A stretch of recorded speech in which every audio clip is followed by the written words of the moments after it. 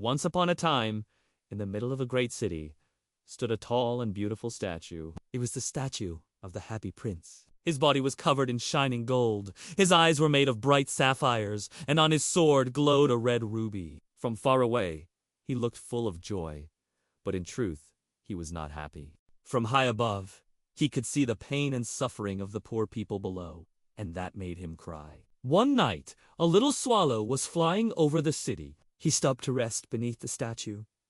Suddenly, he felt drops of water falling on him. He looked up and saw that the statue was weeping. The swallow asked, "Dear prince, why are you crying?" The prince replied softly, "Because I see misery everywhere, and I cannot help them." "Little bird, will you stay with me tonight and be my messenger?" The swallow agreed. The prince said, "Take the ruby from my sword and give it to a poor seamstress. Her child is very sick, and she has no money to buy medicine."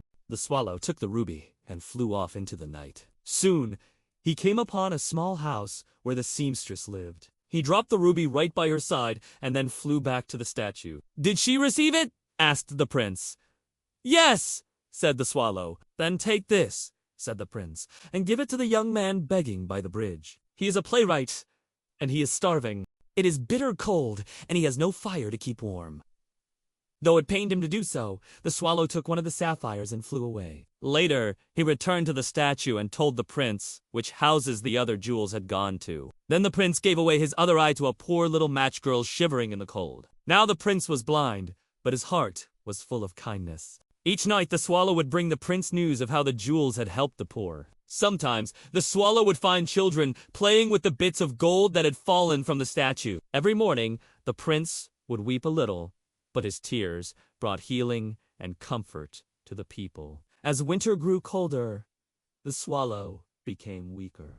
One day, he whispered his last words, "I am going to the house of death, but I will stay with you." With that, the swallow kissed the prince and fell lifeless at his feet. At that moment, the prince's leaden heart broke into two. When the townspeople saw the dull statue without gold and jewels, they thought it was ugly and ordered it to be taken down. But in heaven, God said to his angels, "Bring me the two most precious things in the city."